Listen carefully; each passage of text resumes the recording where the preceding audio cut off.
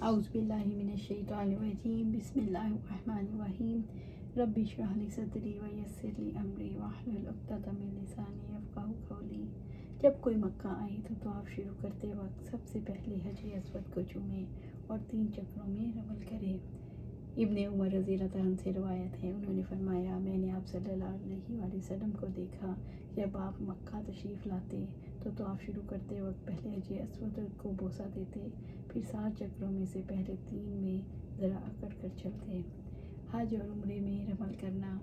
ابن عمر رضی اللہ عنہ سے روایت ہے، انہوں نے فرمایا، نبی صلی اللہ علیہ وسلم حج اور عمرے کرتے وقت طواف کے پہلے 3 چکروں میں تیز چلتے اور دوڑتے تھے اور باقی 4 چکروں میں معمول کے مطابق اہم چال چلتے۔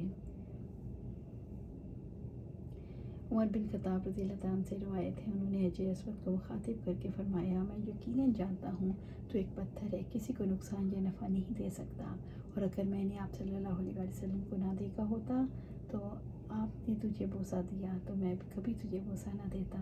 پھر انہوں نے حجر اسود کو بوسہ دیا، اس کے بعد کہا، اب ہمیں رمل کی کیا ضرورت ہے، یہ تو ہم نے مشرکین کو اپنی طاقت دکھانے کے لیے کیا تھا اور اب اللہ تعالیٰ نے انہیں ہلاک کر دیا۔ پھر کہنے لگے کہ جو کام نبی صلی اللہ علیہ وسلم نے کیا ہے ہم اسے ترک کرنا پسند نہیں کرتے۔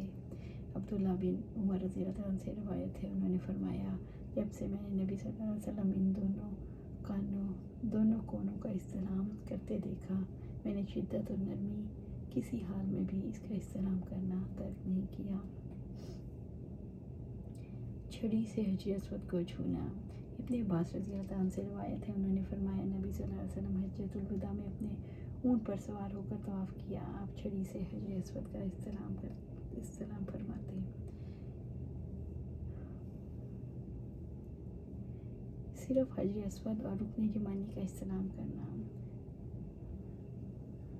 حضرت معاویہ رضی اللہ تعالیٰ عنہ تمام ارکان کعبہ کا استعلام کرتے تو ان سے حضرت ابن عباس رضی اللہ تعالیٰ عنہ نے فرمایا، ان دو کونوں رکن شامی اور رکن عراقی کو بوسہ نہیں دیا جاتا۔ حضرت معاویہ رضی اللہ تعالیٰ عنہ نے فرمایا، بیت اللہ کی کوئی چیز متروک نہیں۔ حضرت عبداللہ بن زبیر رضی اللہ تعالیٰ عنہ بھی تمام ارکان کا استعلام کرتے۔ امیر معاویہ رضی اللہ تعالیٰ عنہ نے جو کچھ فرمایا اور ابن زبیر رضی اللہ تعالیٰ عنہ نے جو کچھ کیا، ان کی بنیاد ان کے ذاتی فہم پر ہے، مگر آپ صلی اللہ علیہ وسلم کا عمل اسی پر مقدم ہے۔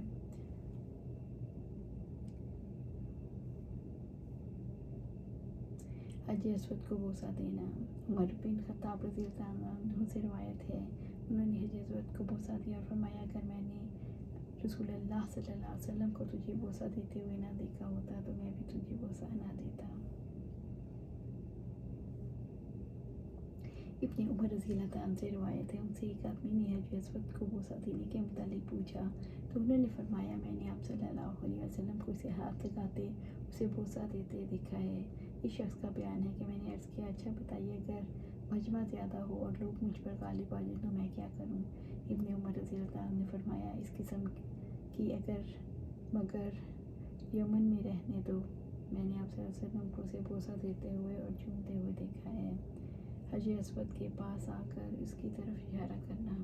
ابن عباس رضی اللہ تعالیٰ عنہ سے روایت ہے، انہوں نے فرمایا، نبی صلی اللہ علیہ وسلم نے اونٹ پر سوار ہو کر بیت اللہ کا طواف کیا، جب حجر اسود کے سامنے آئے تو اس کی طرف اشارہ کیا۔ حجر اسود کو چھونے کے متعلق 4 طریقے آپ صلی اللہ علیہ وسلم سے ثابت ہیں۔ حجر اسود کو بوسہ دیا جائے، جیسا کہ پہلے بیان ہے، ہاتھ سے حجر اسود کو چھونا، پھر اپنے ہاتھ چوم لینا، اگر دور ہو تو چھڑی کے ذریعے سے اسے چھونا، پھر چھڑی چوم لینا۔ دور سے ہاتھ یا چھڑی کے ذریعے سے اشارہ کرنا، اس صورت میں ہاتھ یا چھڑی کو نہیں چومنا چاہیے۔ حجر اسود کے پاس آ کر اللہ اکبر کہنا۔ ابن عباس رضی اللہ عنہ سے روایت ہے، انہوں نے فرمایا، نبی صلی اللہ علیہ وسلم نے اونٹ پر سوار ہو کر بیت اللہ کا طواف کیا، آپ جب بھی حجر اسود کے پاس آتے تو آپ کے پاس جو چیز ہوتی اسے اشارہ کرتے اور اللہ اکبر کہتے۔ جو شخص مکہ آتے ہی کعبے کا طواف کرے، قبل اس کے کہ اپنے ٹھکانے پر جائے، پھر 2 رکعت نماز پڑھے، پھر صفا کی طرف نکلے۔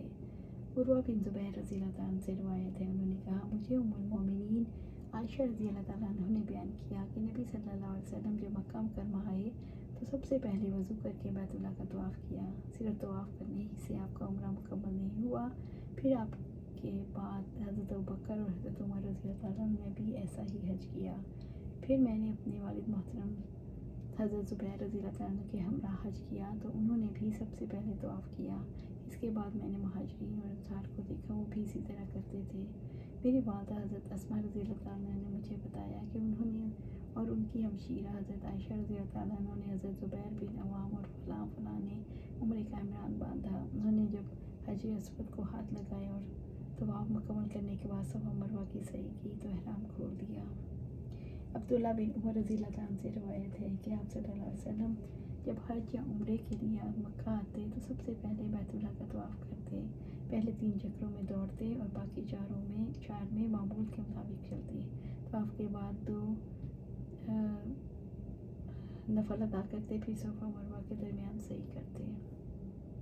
عبداللہ بن عمر رضی اللہ تعالیٰ عنہ ہی سے روایت ہے کہ نبی صلی اللہ علیہ وسلم جب پہلا طواف کرتے تو پہلے 3 چکروں میں دوڑتے اور باقی 4 میں معمول کے مطابق چلتے، اور جب صفا مروہ کے درمیان سعی کرتے تو نالے کے وسط میں ذرا تیز دوڑتے۔ عورتوں کا مردوں کے ہمراہ طواف کرنا۔ ابن جریج سے روایت ہے کہ حضرت عطا نے کہا جب ابن ہشام نے عورتوں کو مردوں کے ساتھ طواف کرنے سے روک دیا تو میں نے کہا تو انہیں کیوں روکتا ہے، حالانکہ نبی صلی اللہ علیہ وسلم کے ازواج مطہرات نے مردوں کے ساتھ طواف کیا۔ میں نے کہا کیا پردے کی آیت اترنے سے پہلے یا بعد؟ کہنے لگے میری عمر کی قسم میں نے انہیں آیت حجاب کے نزول کے بعد پایا۔ اس پر ابن جریج نے کہا عورتیں مردوں کے ساتھ کس طرح مل جل جاتی تھیں؟ انہوں نے فرمایا اختلاط نہیں ہوتا تھا۔ حضرت عائشہ رضی اللہ عنہ مردوں سے الگ تھلگ ہو کر طواف کرتی، ان سے اختلاط نہ کرتی۔ ایک عورت نے ان سے عرض کیا اے ام المومنین چلیں حجر اسود کو بوسہ دیں۔ انہوں نے فرمایا تم جاؤ، اور ساتھ جانے سے انکار کر دیا۔ ازواج مطہرات رات کے وقت اس حالت میں نکلتی کہ پہچانی نہ جاتی اور مردوں کے ساتھ طواف کرتی تھیں، البتہ جب وہ بیت اللہ کے اندر داخل ہونے چاہتی تو کھڑی رہتی، مردوں کو باہر نکالا جاتا، پھر وہ بیت اللہ میں داخل ہوتی۔ میں اور عبید بن عمیر حضرت عائشہ رضی اللہ عنہ کی خدمت میں اس وقت حاضر ہوئے جبکہ وہ پہاڑ پر مقیم تھی۔ میں نے عرض کیا اس وقت ان کا پردہ کیا ہوتا تھا؟ فرمایا وہ ایک ترکی خیمے میں ہوتی تھی جس کے آگے ایک پردہ لٹکایا ہوتا تھا، ہمارے ان کے درمیان اس کے سوا کوئی چیز حائل نہ تھی۔ اس وقت میں نے دیکھا کہ آپ نے گلابی رنگ کی قمیص پہن رکھی تھی۔ ام المومنین حضرت ام سلمہ سے روایت ہے رضی اللہ تعالیٰ عنہ، انہوں نے فرمایا میں نے آپ صلی اللہ علیہ وسلم سے اپنے بیمار ہونے کی شکایت کی تو آپ نے فرمایا تم سوار ہو کر لوگوں کے پیچھے پیچھے رہ کر طواف کر لو۔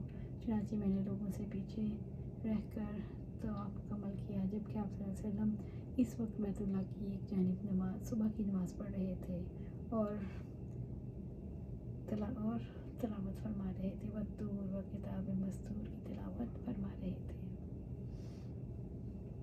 اللہ سبحانہ تعالیٰ سے دعا ہے کہ ہمیں قرآن و سنت کے مطابق عمل کرنے کی توفیق دے اور اس پر جمع دے۔ اللہ سبحانہ تعالیٰ ہمیں صراط مستقیم پر چلاتے ہوئے اپنی رحمت اور کرم کر کے اپنے